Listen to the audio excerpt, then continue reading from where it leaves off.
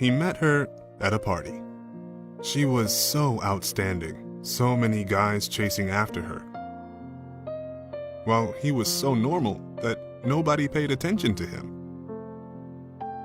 At the end of the party, he invited her to have coffee with him, but being polite, she agreed. They sat in a nice coffee shop. He was too nervous to say anything. She felt uncomfortable, and she thought to herself, "Please let me go home." Suddenly, he asked the waiter, "Would you please give me some salt? I'd like to put it in my coffee." Everybody stared at him. It was just so strange.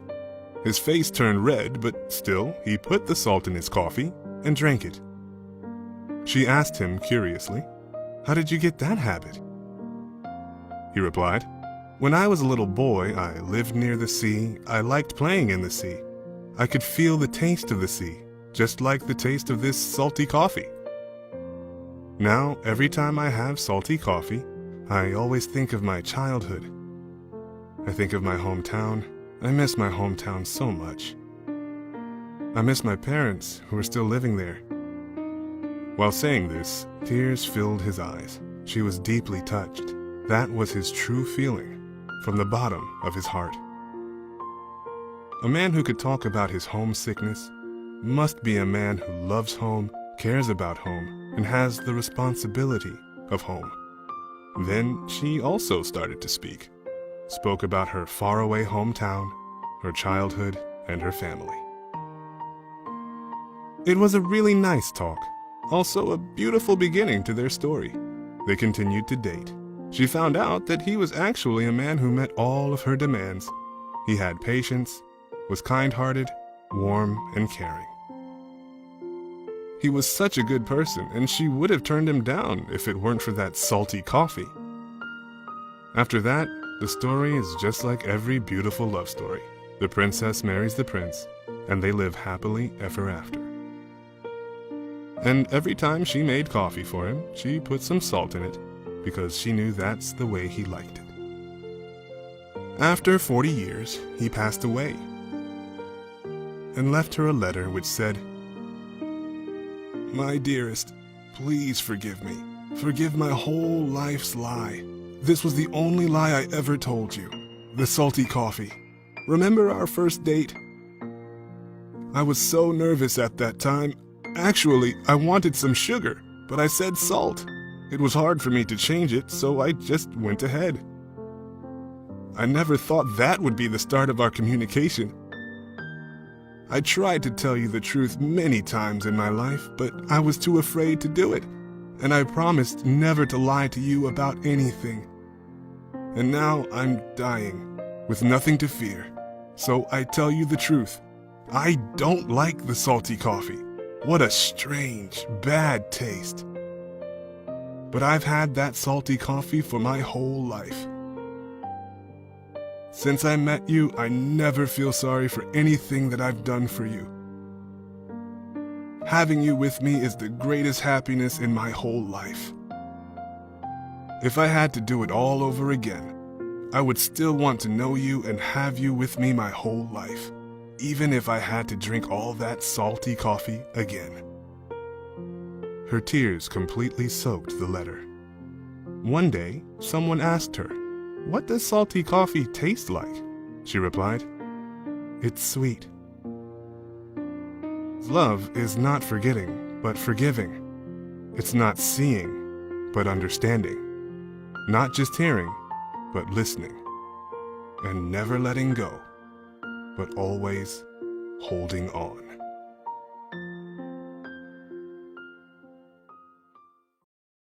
Monica and Alan got married right out of college. They believed that they had an interesting and adventurous life ahead of them. They decided that Monica would immediately start work as an intern at a company, and Alan will try to implement his business ideas, or he will find a job with a good salary. Time went on. Monica's money was not enough, and she got a second job. Companies did not want to pay big money to the recently graduated Alan because he had no work experience.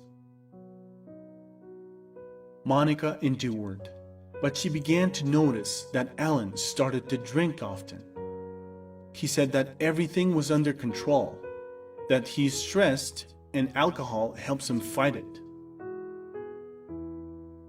And the moment came when Monica realized that Alan had become an alcoholic. They had a conversation, and Monica convinced Alan to undergo treatment. She found a good clinic for him and took a loan to pay for the treatment. Alan stopped drinking. He was ready to move forward. "Baby," he said, "you've done so much for me, and I will do my best not to upset you anymore." Monica was happy, but the happiness lasted only a few weeks. Alan found a job, but only worked there for a week.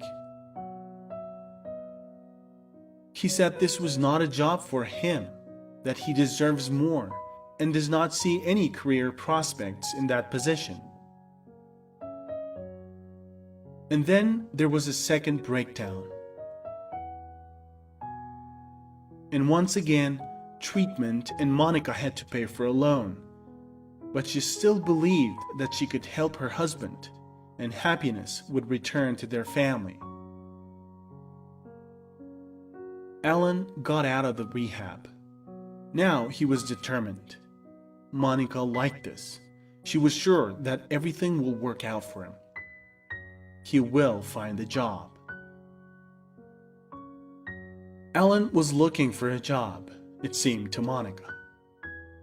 He left the house in the morning, and when he returned, he did not smell of alcohol. To Monica's questions about how his day went and where he was, Alan would say that he visited employment centers. Sometimes he said that he signed up for free courses. Monica did not stop to believe. She cooked every night and watched her husband during dinners, and she would convince herself that she was lucky to have met him. But one day before Alan's birthday, Monica wanted to surprise him. She returned home earlier than usual to make his favorite pie. When she opened the door, she heard voices. Monica entered the room and saw Alan, a just started bottle of whiskey, and a girl in Monica's robe. Monica felt dizzy. Tears streamed down her cheek, and she asked, "How could you? For what? After all I've done for you?" Alan smiled and answered, "You didn't have to. You couldn't live with your drinking husband, so you treated me. You helped yourself. It felt good anyways. I didn't ask you for help, so I don't owe you anything." This shocked Monica, but there was truth in Alan's words. Finally, she realized that Alan was in fact a lazy alcoholic on her shoulders. They divorced. Monica has a new husband and a wonderful family. And she never heard of Alan again, but she learned the lesson for the rest of her life. You need to help those who ask for help, and most importantly, who deserve it.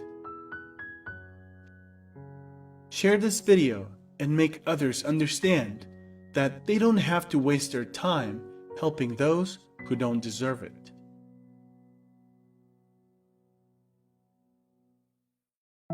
Mark was a gifted child. Teachers thought he comes from a family of artists and that he inherited the ability to draw so vividly. But he was born into an ordinary family. His father was a welder and his mother was a teacher of literature.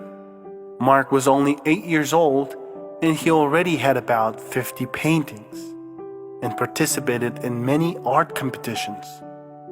the boy's abilities exceeded the level of children of his age. So Mark was allowed to participate in adult competitions, where he was evaluated on equal terms with his competitors. That winter, one of those events was held.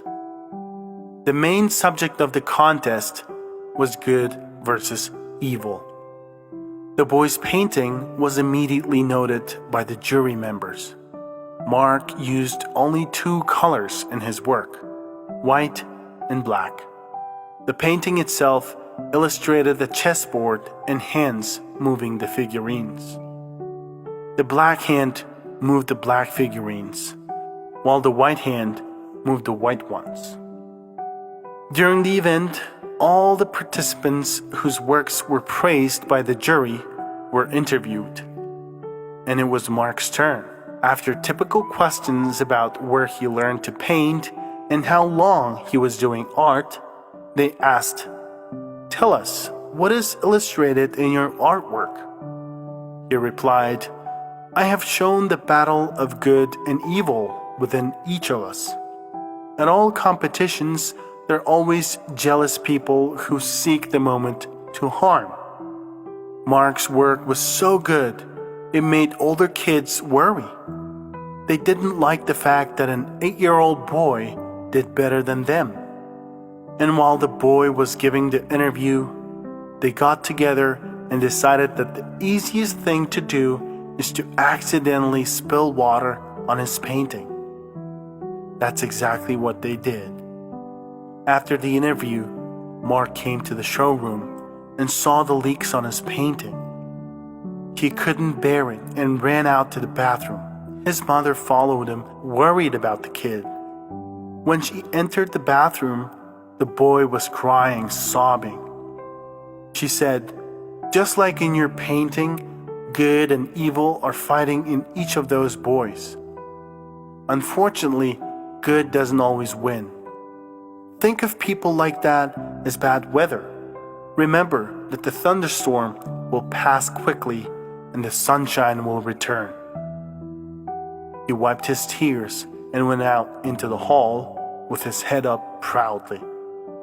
However, he saw a photocopy of his work at the place where his painting was leaking. Though it was not the original work, every brushstroke could be seen. Before putting up the competition works, the hosts made several photocopies of each work. This mandatory procedure is necessary in case of unforeseen circumstances like this case. In spite of everything, Mark's work won first place in the competition. In addition, due to the incident, the jury awarded Mark the Audience Award. Since then, Mark knew that he should not pay attention to the intrigues of envious people. Yet he should not be like them either. Evil and good exist in all of us, but what you choose reflects your actions.